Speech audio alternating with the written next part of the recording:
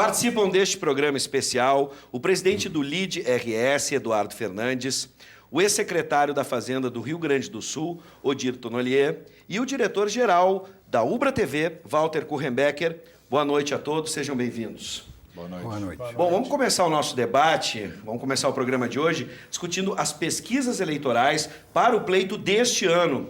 Começamos pelo governo do Estado. O Instituto Métodos aponta que o governador José Ivo Sartori lidera a preferência dos eleitores. Atrás dele está Jairo Jorge, em segundo, Miguel Rosseto e Eduardo Leite, tecnicamente empatados na terceira posição. Entretanto, o governador é o nome que tem a maior rejeição. Ele também não vence os rivais em um eventual segundo turno. O que a gente pode já ter ideia ou prever nesse pleito aqui para o Estado, com o nome de José Ivo Sartori? Detalhe, em entrevista exclusiva aqui para a Ubra TV, quando perguntado se era candidato, ele não deixou nada claro. Ele não afirmou nem que sim, nem que não.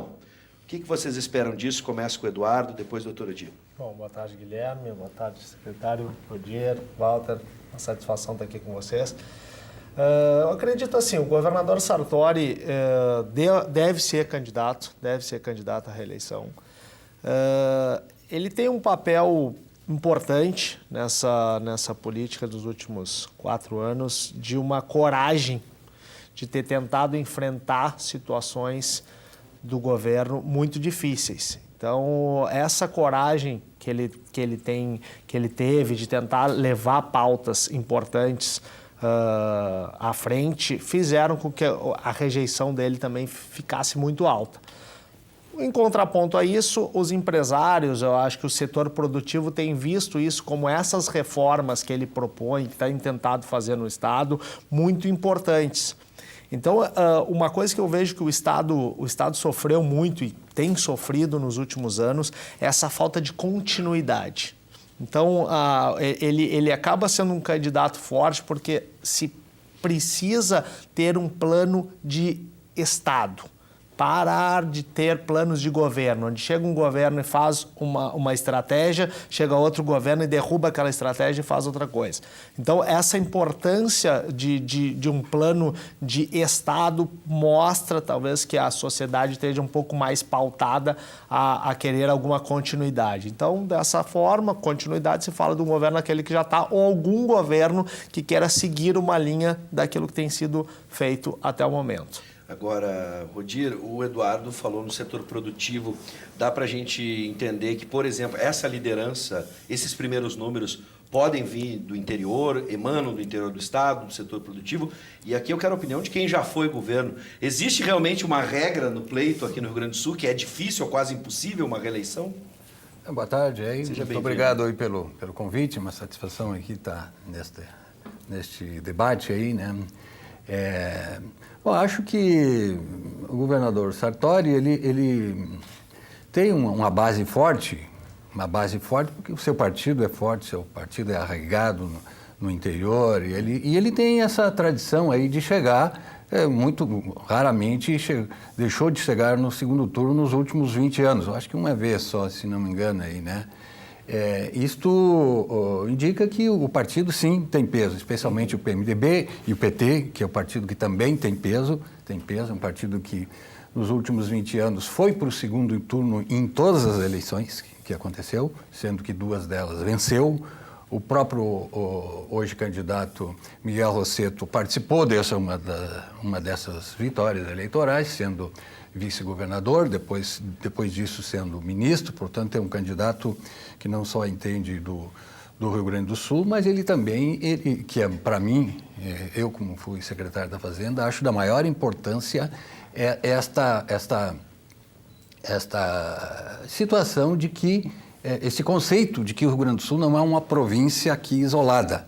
Nós participamos de uma federação dos 27 estados brasileiros, portanto, federação, e que tem um centro que é a União. Então, nós não existiríamos, não governamos fechado aqui para nós, quer dizer, nós não podemos nos encolher. Os recursos e os meios que tem um governador para para governar adequadamente, não se limita ao seu orçamento, mas ele se estende à relação que se estabelece com o governo federal, que inclusive tem tributos que são arrecadados pelo governo federal e que parte disso vem para cá. Tem a política econômica, que é fundamental, né, para o orçamento, o seu efeito no orçamento do Estado. Então, nós precisamos ter um candidato que não se encolha. E naturalmente, participei de um governo do PT, governo do Tarso Genro, então eu vejo no candidato este olhar, que não só entende do Rio Grande do Sul, até porque foi vice-governador, mas ele tem essa consciência de que as soluções do Estado não estão somente aqui. Acho natural que os dois partidos, né, eu acho que a tendência natural e histórica é que o PT e o PMDB vão para o segundo turno. Os demais partidos, raramente houve aí nos últimos 20 anos, apenas acho que a IEDA, né, que episódica, né, foi para o segundo turno. Aí nesse caso o PMDB não foi, pelo que eu me lembro, né? Exato, foi isso, né? Foi aí. Então, a estatística e a história a gente não pode deixar de levar em conta, que são os dois partidos que têm um enraizamento forte, inegavelmente forte, façam os reparos que quiser, mas eles têm um partido e tem a sua história, que agora, nos últimos 20 anos foram esses dois que foram para o segundo turno. No seu caso, doutor Odir, se a gente for lembrar, e aquilo que o Eduardo falou agora, existia um projeto, um plano para uma reeleição e assim um projeto de governo, o que explica essa dança das cadeiras que acabam, de certa forma, mudando os projetos? Não, isso que o Eduardo aqui levantou, que é importante, quer dizer que um Estado é um Estado, não é um governo, né? E isso não necessariamente, não necessariamente precisa mudar completamente de um governo para outro, ainda que seja da oposição. A gente sabe que as políticas, a própria lei é muito, quer dizer, tem limites, que o governo não pode chegar e mudar tudo, não pode mudar tudo completamente. Tem um caminho que necessariamente, tanto faz de um partido, tanto faz de outro, eles terão que percorrer. Agora tem nuances, digamos, no governo que altera mais um pouco para cá, mais um pouco para lá.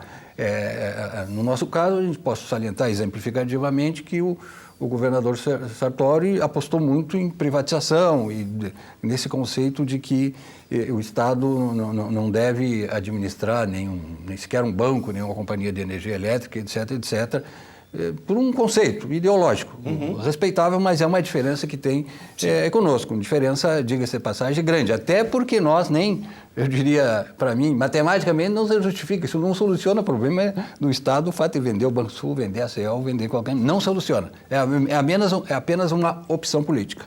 Bom, eu quero deixar claro aqui, antes de passar para o professor Walter, de que nós temos uma regra nesse debate, que não há uma obrigação em concordar com a opinião e com a visão do outro. Então estão todos livres para discordarem, se for o caso, mas também para convergirem, por favor. A gente precisa de bastante convergência no âmbito estadual e nacional. Professor, aqui no Estado, ambos citaram, né, tanto o governo Sartori, né, dos seus acertos e erros, lembramos também aqui da passagem do PT com o Rossetto, né, e aí fica a questão sobre a rejeição. Ambos, nessa pesquisa, tanto Sartori quanto Rossetto, aparecem como os mais rejeitados.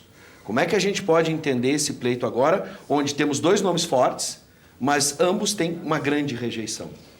Eu vejo, em primeiro lugar, boa noite a todos aí, seja bem-vindo, os colegas convidados. É uma alegria poder estar discutindo aqui esses assuntos tão importantes aí para o Estado, né? Eu vejo que esse pleito vai ser um pleito bastante concorrido, sem dúvida nenhuma. E a rejeição, ela é muito fruto já de uma série histórica anterior, quer dizer, cada um já teve governo na mão, né, e já sabemos, de certa forma, a sua linha de ação ou de pensamento, e aí entra a questão ideológica, inevitável, né? E agora nós temos que olhar em que medida isso de fato vai impulsionar o desenvolvimento do Estado.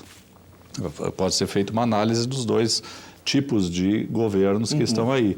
Eu acho que historicamente nós nunca tivemos uma continuidade, que eu acho que realmente tem nos levado ao atraso sistemático, porque nós estamos aqui muito no grenalismo, né? Parece que, bom, se eu não concordo com aquela ideia, eu vou ser contra só porque eu também não estou naquele time. Quer dizer, nós estamos aí muito percebendo isso, e aí se esquece muitas vezes que nós temos que ter, de fato, políticas de Estado, que é um ponto, eu acho, bastante importante. E aí se interrompe uma ação que estava realmente sendo um benefício para a comunidade pelo simples fato de que não foi projeto meu, não foi do meu governo.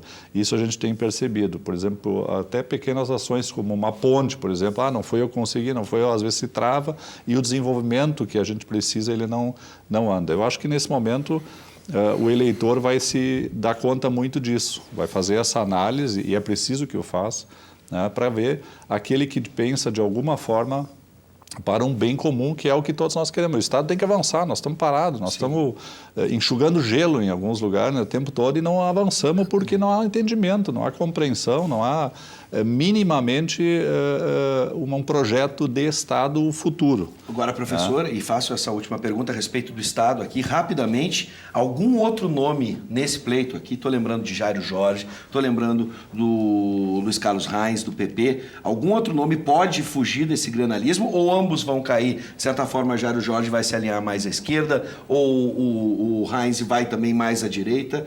Na tua concepção, tem algum outro isso nome? Isso provavelmente vai acontecer no segundo turno, né? Muito provavelmente no primeiro turno, apesar de nós não termos uma confirmação oficial ainda do Sartori, que de fato ele não publicou isso, pelo menos até esse momento, né? Sim. Tudo indica, e ele já aparece como um favorito nas pesquisas. É bastante interessante esse dado, né? Porque nós nunca tivemos uma reeleição continuada aqui no Estado.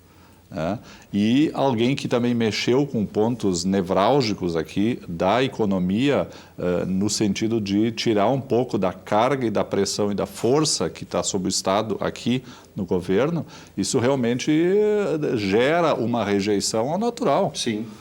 É muito natural, quer dizer, nós estamos aqui falando de extinção de fundações que estão sendo sob júdice, nós estamos falando aqui de uma série de reestrutura grande que vão ser sentidas e vão ter efeitos muito mais adiante e não imediato. Agora o imediato é o rancor, né? Não posso esquecer do nome também de Eduardo Leite, como ex-prefeito de Pelotas. Vocês acham que algum outro nome tende a surgir com mais força? Eu acho que cada um tem uma característica para o primeiro turno. Assim, a gente coloca o Eduardo Leite sendo uma figura nova, fez uma muito boa prefeitura em Pelotas, vai representar uma nova imagem, quer trazer isso, se posiciona bem. O Reins tem uma força num setor que é muito importante para o Estado, que é o agronegócio. Então ele pode surpreender. O PP é um partido muito forte no interior do Estado. A gente vê aí também candidatos tradicionais, o Rosseto, vindo do PT, o Jairo Jorge fez uma prefeitura aqui em Canoas e tem um respeito, um posicionamento também. Eu acho que é uma eleição ainda que está muito aberta. Matheus Bandeira, Robani, eu acho que esses são os que representam um pouco mais são extremos. Sim. Mas acho que nesse centro aí desses que eu te falei, assim que começarem os debates e mais sair desse dia a dia de Copa do Mundo, eu acho que pode-se ter um cenário mais próximo do quem vai realmente figurar e crescer para o segundo turno. Tem mais algum nome que o senhor gostaria de destacar? Eu acho que esses que estão aí mesmo, né, que estão na mesa, que já é mencionado aí por vocês, mas acho que um elemento que também tu deu uma passada aí, que é muito importante para o debate, para a disputa de proposta, é a questão econômica. Sem dúvida. É a questão do desenvolvimento econômico, que para nós lá no PT e para o Rosseto esta é a solução para o Estado. E não é a solução, digamos, mágica, de bom, no segundo mês eu vou resolver porque o Estado está crescendo.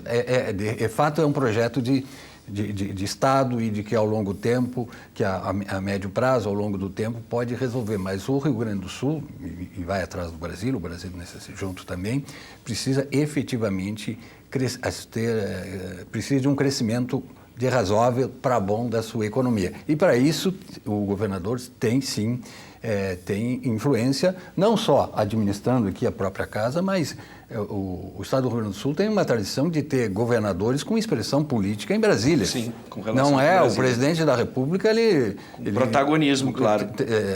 O presidente da República não é sozinho, tem 27 estados que compõem uma federação que chega no presidente da República. Então é da maior importância que se tem uma política que, ao meu ver, respeitando as opiniões diferentes, que o Sartori estacionou o Estado. E falando nisso, vamos falar então da presidência da República. Já as pesquisas de intenção de voto para a presidência colocam o ex-presidente Lula e Jair Bolsonaro na frente. Bolsonaro também tem uma alta rejeição. Eu vou dar alguns destaques aqui e vocês escolham qual que vocês preferem falar. Primeiro, o fato do presidente Lula estar liderando as pesquisas, mas hoje, o que temos hoje, ele não poderia concorrer.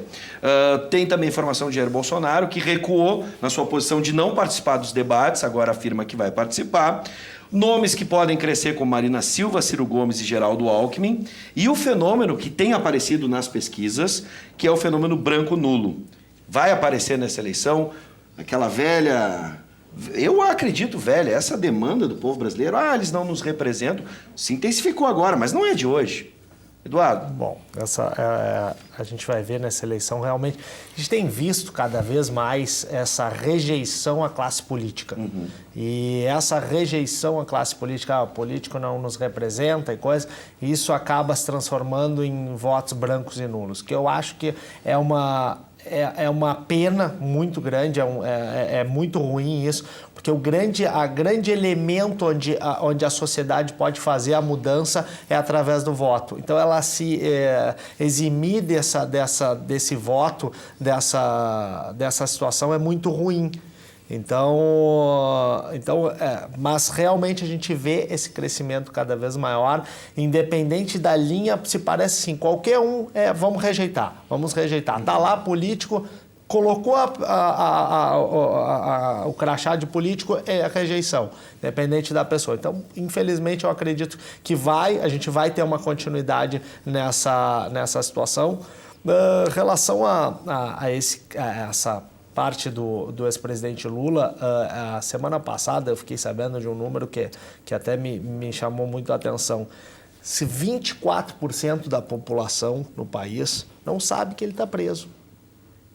Então, uma desinformação que existe ainda no país de pessoas que não têm acesso à informação, que às vezes em alguns tipos de políticas tiveram lá atrás algum benefício e melhoraram alguma coisa, ainda acreditam que o ex-presidente Lula pode ser um candidato que possa melhorar. Não tem informação sobre a Operação Lava Jato, a série de coisas que aconteceram e que envolveram o governo Lula. Então, isso aí mostra realmente um pouco da desinformação. E o fenômeno Bolsonaro, eu acho que está muito ligado à questão da insegurança.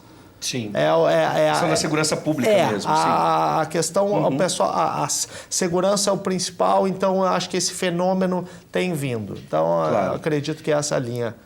O Lula é candidato, doutor Adir? O Lula é candidato. Ontem mesmo ele divulgou uma carta, uma longa carta, já até inclusive num tom um pouco diferente, porque até então ele se declarava crente, absolutamente crente na justiça brasileira, Mas ele faz digamos, toda uma narrativa de todo o seu processo, evidenciando que, no caso dele, está sendo diferente. Está sendo diferente, inclusive, dos demais, que são corruptos confessos. E declara ali, com todas as letras, que dia 15 de março, o seu nome será inscrito. Mas voltando à questão aqui do presidente, da legitimidade dos votos em brancos e em nulo, acho que o Brasil corre um grande risco, de termos um presidente sem legitimidade. Imaginamos que o Bolsonaro tem muitos eleitores, mas o Brasil tem das mais diferentes opiniões, mas não para ter uma maioria que vote no Bolsonaro, e nem que vote no Alckmin ou qualquer um desses. Quer dizer, nós corremos um risco grande de ter uma quantidade enorme de votos brancos e nulos e ter um presidente sem legitimidade, isto é, o presidente que eles gostariam está impedido fisicamente, inclusive, legalmente, fisicamente, que não convenceu a população brasileira que efetivamente ele era culpado de alguma coisa, e escolheu um outro. Quer dizer, isso, para mim, é um atraso. O senhor acredita nisso, professor? Marina, Ciro ou Alckmin, enfim, até mesmo Jair Bolsonaro...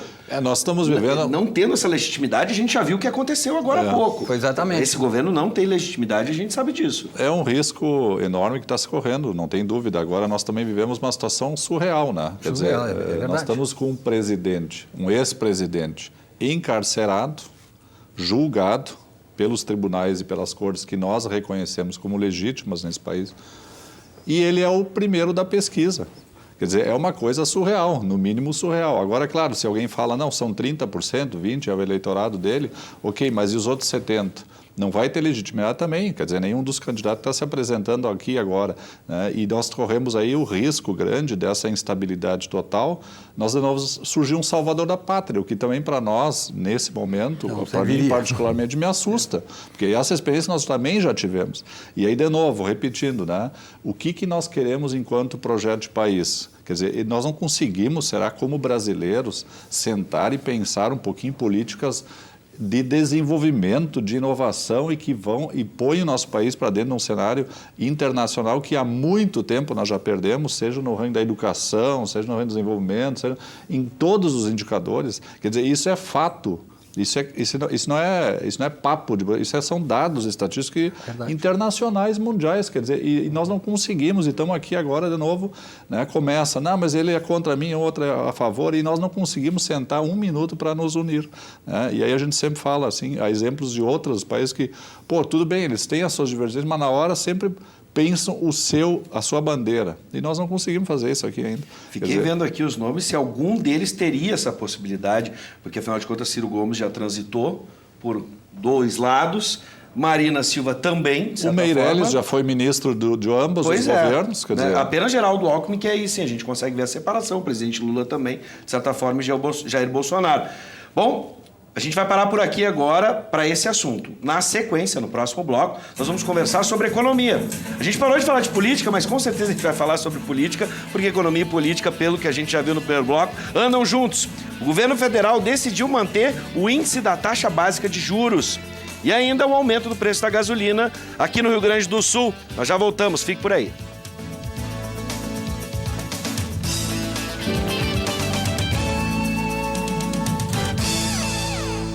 O Comitê de Política Monetária do Banco Central decidiu manter a taxa básica de juros em 6,5% ao ano. Com isso, se encerra uma série de reduções na taxa Selic. Gente, vou começar agora com o doutor Odir. Qual o reflexo dessa decisão no mercado? É uma forma de controle da inflação? Houve prudência nesse momento, na sua concepção? Não, inicialmente é bom, a gente...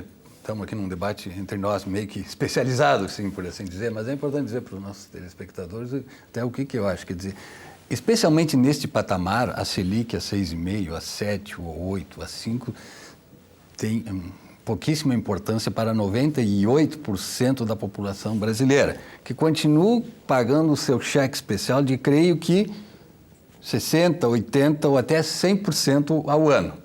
Quer dizer, e ao baixar ou subir a Selic, os bancos continuam cobrando exatamente a mesma coisa. Então, para que a gente possa, as pessoas, alguém que eventualmente não entende, quer dizer, a Selic é para operações interbancárias, quando um banco desaperta o outro, ou quando o Banco Central quer vender os seus títulos no mercado.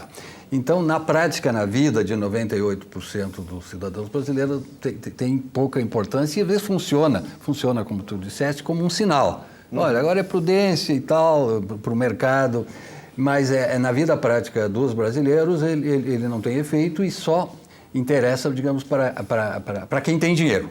Sim. Ou para quem tem dinheiro, ou para emprestar, ou para aplicar. Exatamente. Posso acrescentar na sua perspectiva que a gente teve mudança nas regras do cheque especial também, um pouco antes mudanças no cartão de crédito, com alternativas de pagamento fora o rotativo, mas que continuam extremamente amargas para todo mundo. Sim, né? Aí as pessoas ficam ouvindo no rádio, às vezes umas rádios até bem populares, olha, baixou a Selic. Isso, vamos comprar. Não é assim que funciona. Que mudou, né? Não mudou, e ficam repetindo aquilo como se fosse uma coisa de importância que efetivamente efetivamente afetasse a vida que não afeta ninguém. Temos que, na verdade, isso é uma mensagem para o mercado financeiro, de eficácia para mim, até porque não é por ali que o mercado financeiro se orienta por notícias, né, de jornais, mas eles sabem como estava ocorrendo.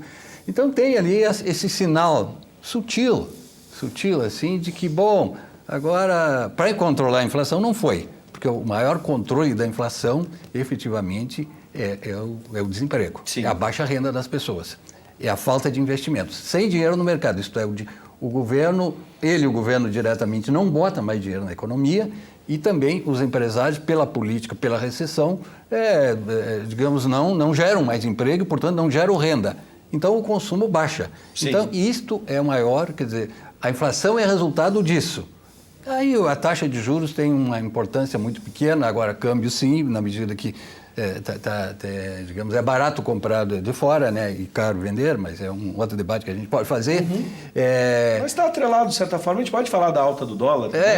Agora é episódica, mas Sim. na trajetória mais longa, na verdade, Nesse aspecto, é um incentivo para comprar de fora, para importar, né? Nesse aspecto, talvez alguns setores produtivos que exportam, na questão do dólar, vão ver vantagem.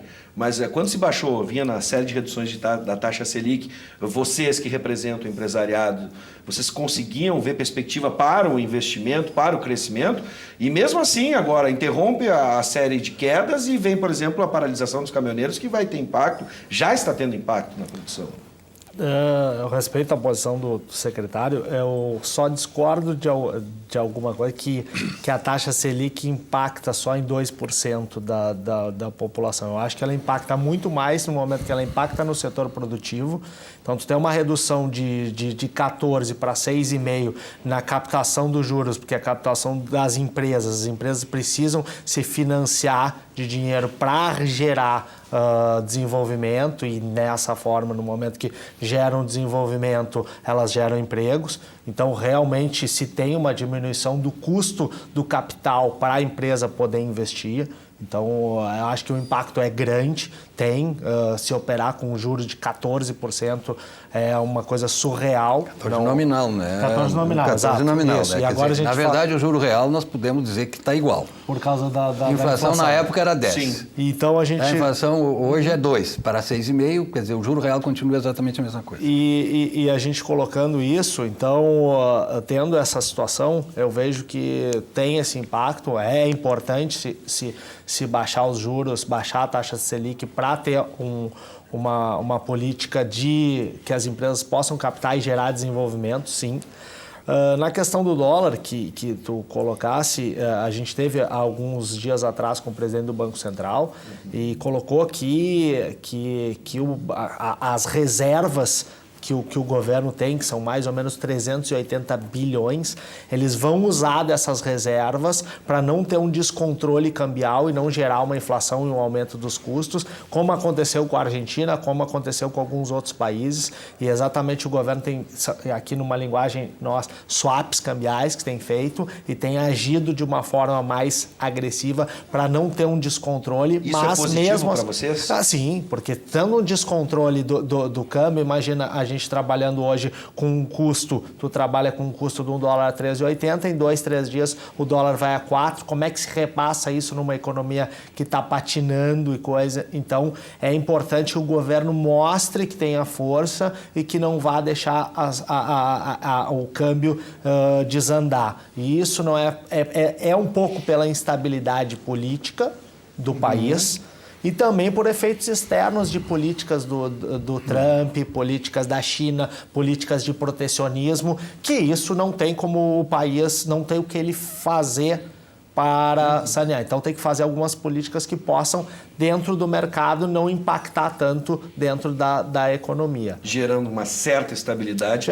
O problema é o preço dessa estabilidade, professor. E aí, se a política, como a gente discutiu no primeiro bloco, não ajuda e traz instabilidade, o que o senhor vê nesse momento? A ação do governo é fundamental? Com certeza, quer dizer, cada um com a sua responsabilidade, né? Agora é evidente que eu concordo que a grande massa, a pergunta que ela se faz em termos econômicos, isso cabe no meu bolso? E às vezes não se pergunta em que tempo vai levar para pagar, mas a pergunta é, eu tenho como comprar esse bem, ele cabe no meu bolso, é R$100 por mês que eu vou pagar, ok, eu recebo 800, esse cabe no meu bolso, e às vezes se paga 10, 15, 20 inversão. E aí, para fazer esse financiamento também, é necessário que haja crédito. Quer dizer, o governo precisa tomar políticas que injetem dinheiro na economia para fazer girar a roda. É o ciclo virtuoso. Se não há essa resposta para a pergunta lá na base, eu estou conseguindo comprar isso, tenho dinheiro, não vai andar a economia, ela vai parar. E ela é regulada por taxas, não tenho dúvida, é regulada por controle da inflação e é regulado por políticas públicas que, de alguma forma, alavanquem o desenvolvimento. Isso é isso que a gente não está percebendo em muitos casos.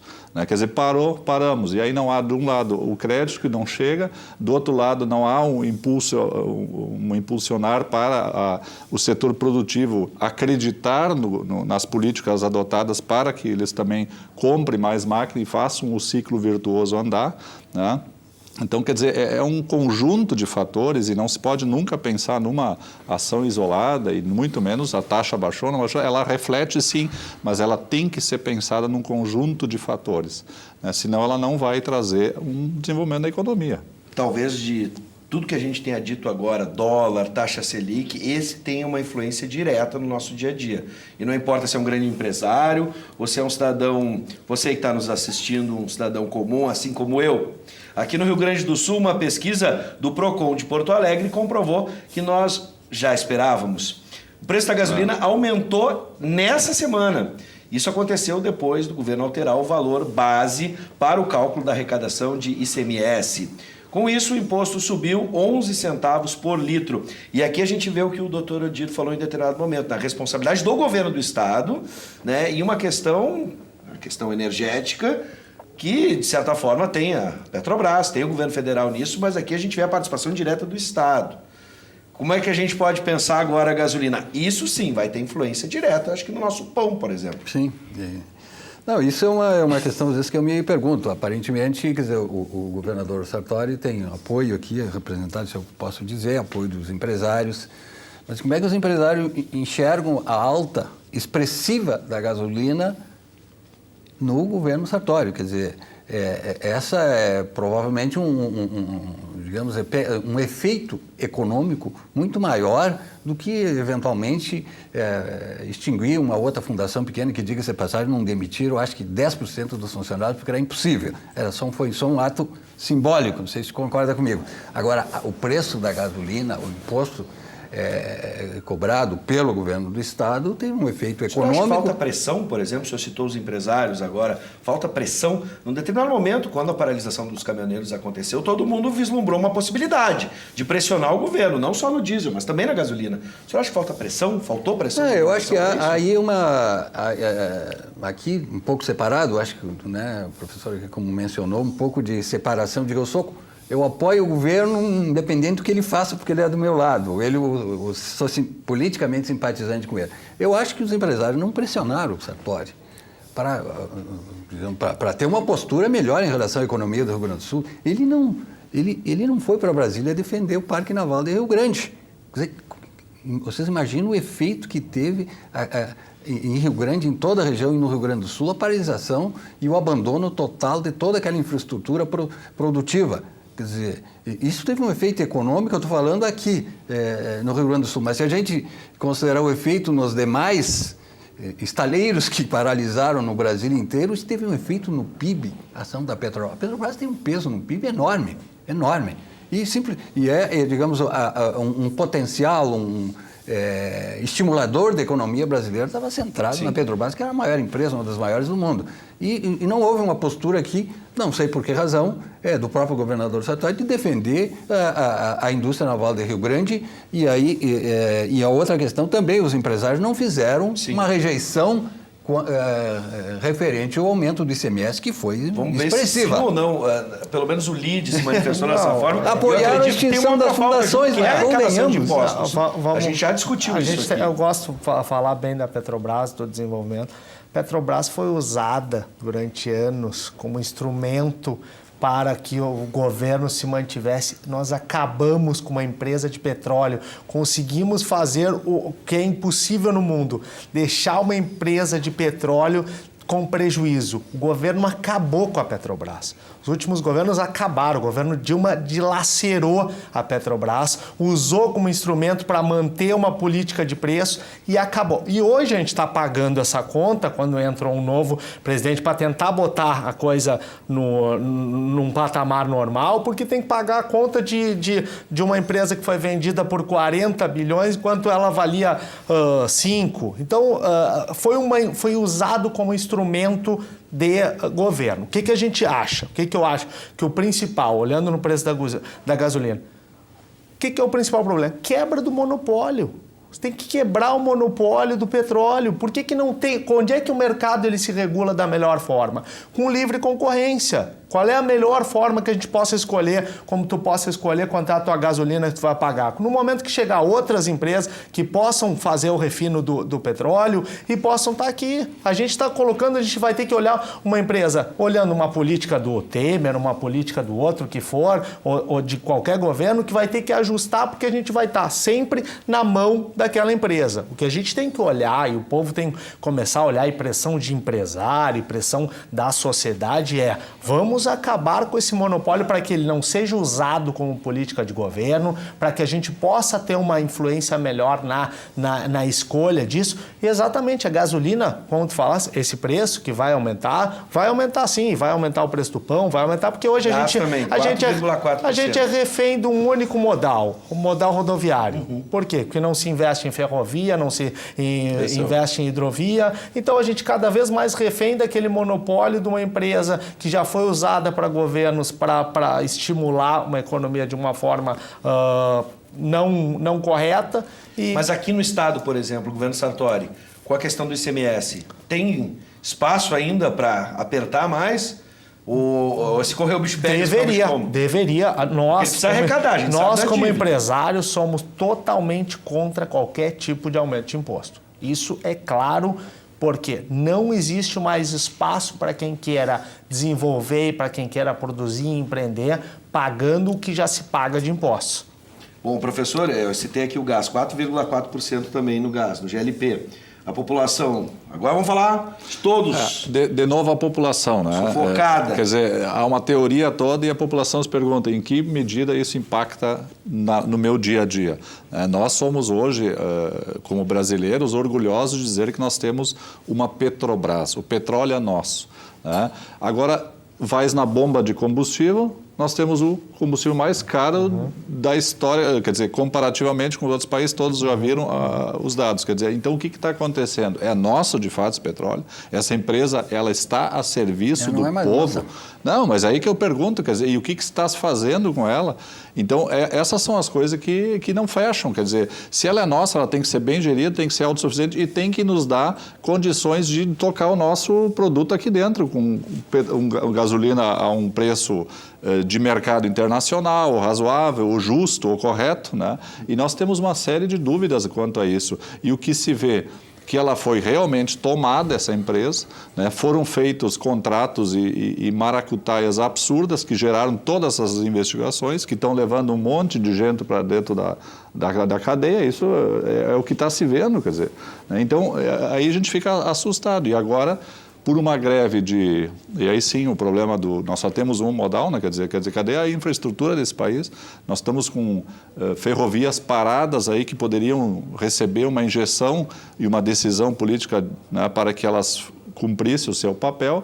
Quando param os caminhoneiros, quer dizer, o país para, ficou muito claro que nós podemos parar o Brasil rapidamente, né, e dali as consequências que vêm, aumento em escala, de novo, em cascata de todos os outros produtos, é o que então nós estamos vivendo. E aí a pergunta, de novo, afinal, qual é o grande benefício dessa empresa de petróleo para a sociedade? Bom, vamos fazer o seguinte, eu odeio ser pessimista, gosto de ser realista, mas também não sou exacerbadamente otimista. A gente tem que ter os pés no chão. Nada é tão ruim que não possa piorar, tá? Detesto esse ditado, mas às vezes ele é verdadeiro, porque a seguir, já que a gente está falando de modais aqui, de transporte, de distribuição, enfim, exatamente, professor, nós vamos conversar sobre a concessão de rodovias no Rio Grande do Sul. A Concepa não administra mais o trecho da Freeway. Nós já voltamos, vamos tentar entender, né? Tinha gente comemorando que não tinha pedágio agora essa semana para pagar. Isso é bom ou isso é ruim? Já voltamos.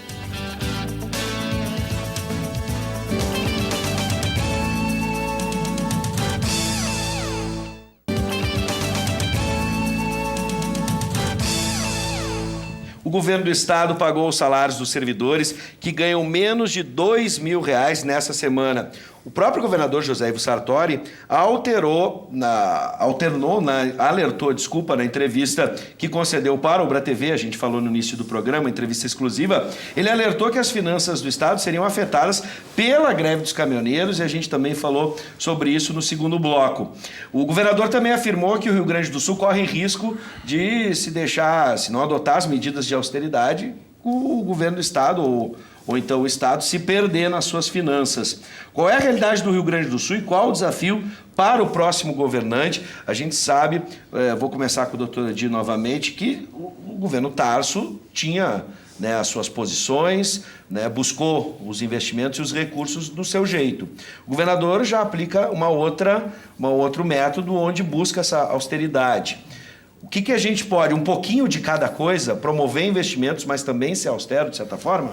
Não, só uma última frase aqui também para não deixar batido, se me perdoa aí, Eduardo. Mas, Eduardo, tu acredita que existe mercado competitivo do petróleo internacional? É um monopólio do petróleo internacional. Não adianta nós pregar aqui para nós que o mercado competitivo, mas isso não existe no mundo. A produção de petróleo, a refino de petróleo está na mão de poucos. Existe verdadeiramente um monopólio. Outra coisa, o Pedro Parentes só elevou os preços neste patamar atual para acompanhar os preços internacionais. Então, a Petrobras teve lá os seus problemas com esse governo, com o anterior, pessoas que tem que mandar para a cadeia. Mandar para a cadeia. Fazer como fizeram na Alemanha lá, que teve aquele problema com a Volkswagen, o diretor foi para a cadeia. Mas foi para a cadeia. Agora, não parou de produzir um automóvel sequer. É assim que um país tem que tratar uma empresa. E não aproveitar a ocasião para entregar para o mercado, se é que dá para chamar o mercado, para as empresas petrolíferas internacionais. Me desculpe aí, mas eu gastei, mas eu precisava fazer esse registro. Governo do estado, como é que a gente pode solucionar esse problema? De certa forma, que eu me lembre, no governo Tarso se buscou muito investimento para o crescimento do país, gerando riqueza. Hoje, já também os depósitos foram usados, depósitos judiciais até onde se pôde usar. Agora, esse governo já busca uma austeridade, acha que a gente tem que apertar o cinto. Acha que não tem mais.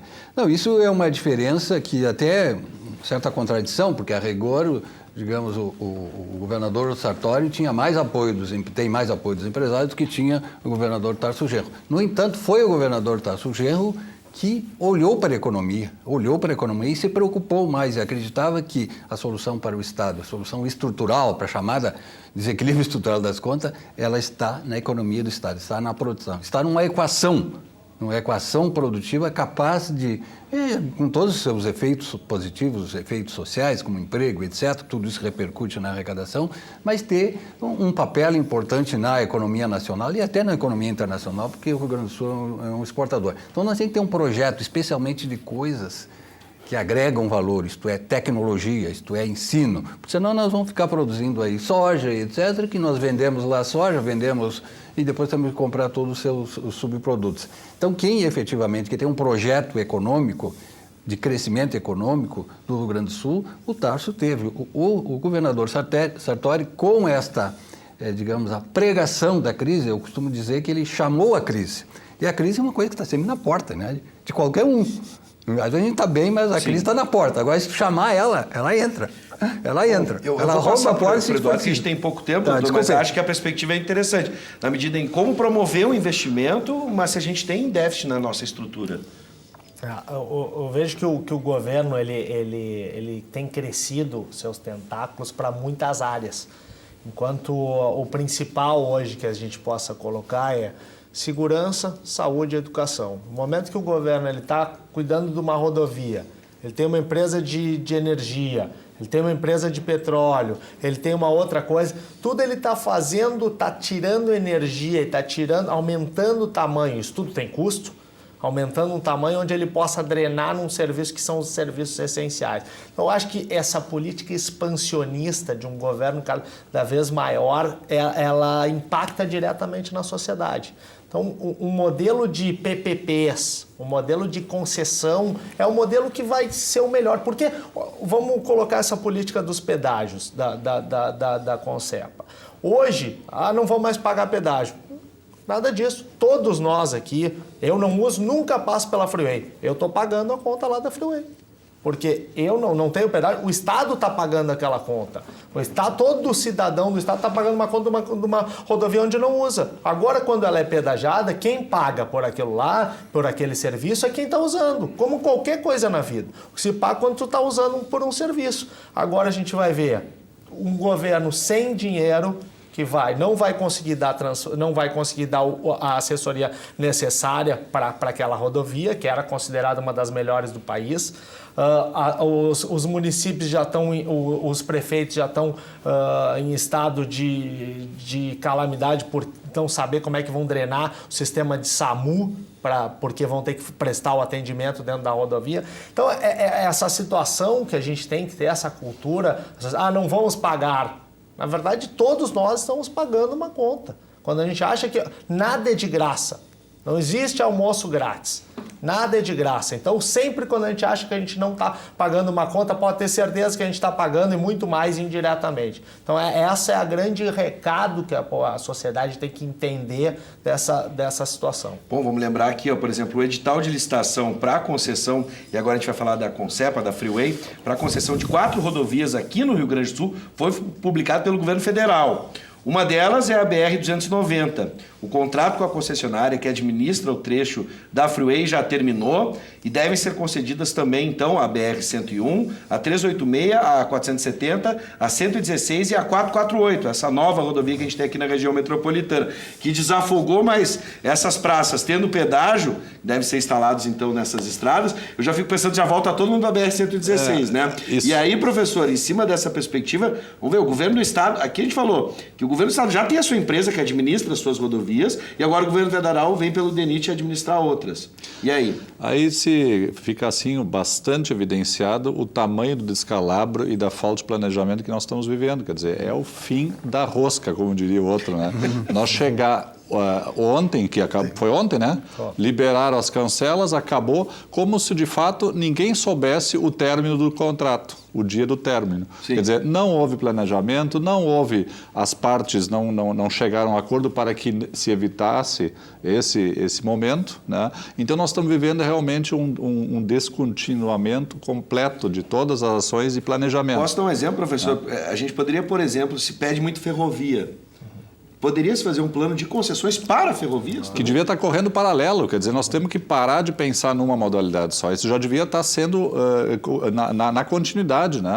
A paralelo, quer dizer, nunca se deveria chegar a tal ponto de, bom, se pararmos aqui com a rodovia, não há outra saída a não ser essa da rodovia, como nós vivemos com a greve dos caminhoneiros, quer dizer, não tivemos.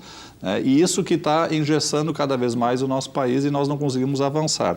Agora, realmente, o governo fez o edital, qual é a perspectiva disso? No mínimo 6 meses, né? No mínimo, nós estamos falando para fevereiro. Então, se a gente pensar, a estrada vai começar a se deteriorar, vamos ter os problemas imediatos. Tem um veraneio aí do SAMU. Chegando. O veraneio está chegando. Só um exemplo. Quer dizer, aquela falsa ilusão, né, do colega, agora eu vou passar a cancela livre, mas e aí? Vai esfurar teu pneu logo adiante, vai ter o problema ali, não tem assistência, enfim. E aí? Quer dizer, de novo, o país do atraso. E nós não conseguimos avançar, né? Por uma falta de planejamento, falta uma birrazinha de grenalismo, uma birra de projeto, uma birra de partido, uma birra de governo e o Estado, né, na UTI. Quer dizer, é uma coisa absurda, né? Bom, vamos fazer o seguinte, a gente está chegando aos finalmente aqui hoje do nosso Conexão RS especial, onde a gente recebeu, então, o Dr. Odir Tonnelier, Eduardo Fernandes, professor Walter Kuchenbecker. Pelo menos cada um divergiu de certa forma, mas não teve birra, né? Vamos combinar. deixo aqui o minuto final para cada um. Perspectiva agora, principalmente para as eleições em 2018. Começa com o doutor Odir, depois Eduardo. Não, nessa questão dos pedágios também é um verdadeiro absurdo. Essa questão daquela briga que houve lá, digamos, aquela disputa lá do governo Brito, era mais pelo modelo, mas nós não somos contra os pedágios, inclusive nós instituímos vários pedágios aí, administrado pelo próprio Estado e outros não. Então não temos esta diferença, agora precisa ser algo razoável, né? Algo razoável. Acho que, infelizmente, no que diz respeito ao governo federal, nós estamos numa perspectiva muito ruim politicamente, um risco de eleger um presidente sem legitimidade. Quer dizer, nós vamos eleger, de novo, um quase Temer. Estamos vivendo um sem legitimidade no momento. Já estamos vivendo um sem legitimidade e talvez temos que enfrentar um novo período. Isso, para o Brasil, é terrível, né? Eduardo. Bom, quero agradecer a todos pelo debate. Dizer aqui só para o secretário que quando colocou, enfatizou algumas vezes, nós, empresários, apoiamos um governo. Na verdade, a partir da semana que vem, nós estaremos recebendo num café da manhã todos os candidatos ao governo do Estado, porque o nosso intuito, nós apoiamos políticas que façam com que o desenvolvimento social e econômico de cada Estado. Então, a gente vai ter um espaço aberto para que todos os partidos, todos os candidatos possam expor lá, ouvir e colocar suas plataformas de governo. Porque a gente é totalmente democrático e apartidário. O que a gente preza é o desenvolvimento do Estado e o crescimento social e econômico do Estado onde a gente está inserido. Então, vejo um pouco de preocupação no governo federal, essa polarização das ideias, de o que vai acontecer. Então, o recado final importante é: a grande chance que a gente tem de mudar isso é votando. Então, não se exima da situação de ir lá e prestar seu voto a alguém que você acha que possa mudar o país. Essa é uma boa convocação, sem dúvida nenhuma. Acho que a gente já convergiu aqui no final em vários temas e acho que todos também vão convergir, né, professor? O senhor tem um papel na educação muito importante. Participar da eleição é fundamental, é um dever e um direito de todo cidadão. E esse é um momento adequado, né? Analisar as propostas, ver. Nós aqui, enquanto canal de TV, também estaremos promovendo debates, expondo as ideias dos nossos candidatos, enfim, analisando, vendo. E gostaríamos de fato, pedir assim que seja um momento de reflexão em cima do que está acontecendo no país.